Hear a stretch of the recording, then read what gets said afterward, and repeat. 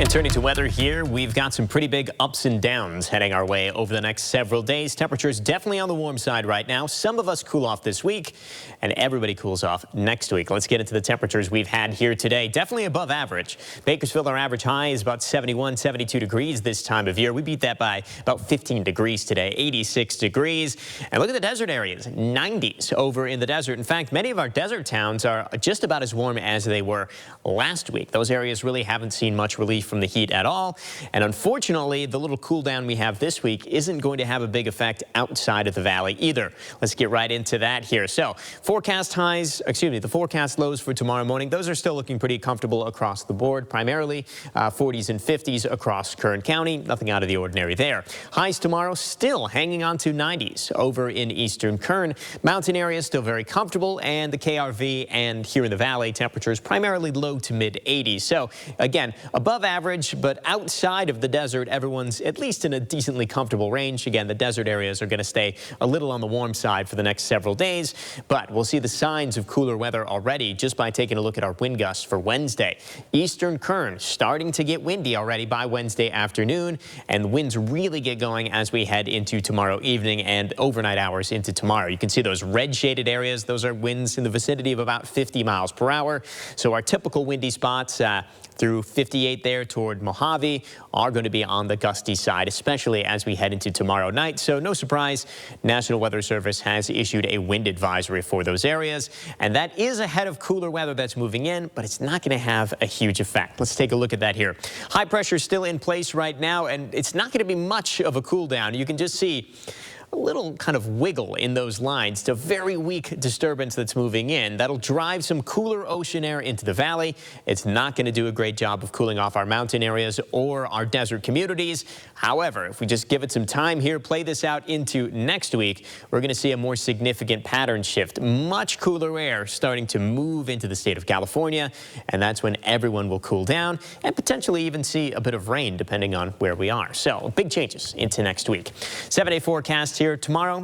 Decent day here in the valley, 75 degrees by lunchtime, 83 in the afternoon with moderate air quality. Not bad, but warmer than average. We're down to about 80 degrees by Thursday. Look at Saturday, though. We're close to 90 for Saturday and Sunday. Saturday's record high is actually 88, so we could tie that. By next week, though, we're into the 70s. I've got 78 degrees and probably get even cooler than that as we progress through the week. So back to some more comfortable conditions, some more near average conditions. And again, we're going to see that cool down across the board. Everyone's a little bit warmer Friday, Saturday, but by Tuesday, high temperatures in the 60s and 70s with those minor rain chances. The start of the 2026 Atlantic hurricane season is about 3 months away, and emergency planners around the United States are about to lose access to a critical hurricane evacuation planning tool. It's due to a lapse of the federal contract governing the web-based tool known as HurEvac. Meteorologists and emergency managers use it for making critical decisions, including ordering evacuations. It's also used for training between meteorologists with the National Weather Service and emergency management officials for when a hurricane strikes. HurEvac is owned and paid for by FEMA, but administered by the Army Corps of Engineers through an interagency agreement. That agreement has not been renewed, holding up the contract as well. A discussion on whether or not to allow Bakersfield Recovery Services to operate on county property stalled at Tuesday's Board of Supervisors meeting. I'm Sam Well, your neighborhood reporter. The stall due to a lack of supervisors able to vote on the topic. The contract was slated to be voted on by the Board of Supervisors on Tuesday morning, despite District 4 Supervisor David Couch being absent. However, District 2 Supervisor Chris Parlier and District 3 Supervisor Jeff Flores said they were required to abstain from the proceedings due to campaign contributions, with County Council adding that it was because of a glitch in the system with the bidding process. Without a quorum, the two remaining supervisors, District 1 Supervisor Philip Peters and District 5 Supervisor Leticia Perez, moved forward to hear public comment, however acknowledging the vote would have to be rescheduled either after the bidding process is resolved or once Supervisor Couch returns, provided he does not have a conflict of interest. With opponents of the proposal pointing out during their public comment their concerns with the District Attorney's Office and former County Supervisor Zach Scrivener, Kern County District Attorney Cynthia Zimmer's nephew.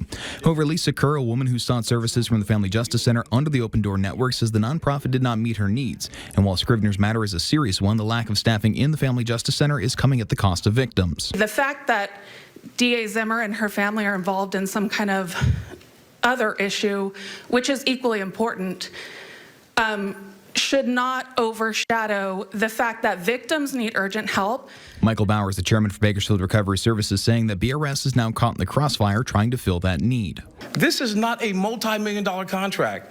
This is a contract for $75,000 a year for 2 years. We will lose money. We wanted to step up and help the victims. However, no action was taken on this item as a result of a lack of a quorum of supervisors. This matter has been pushed to the next Board of Supervisors meeting scheduled for April. In Bakersfield, I'm Sam Hoyle, your neighborhood reporter. Kern County is known for its oil drilling, but with that comes concern about the oil wells that are currently not being used. I'm Eric J. Dockery, neighborhood reporter. I'll highlight more from an energy conference where idle and orphan wells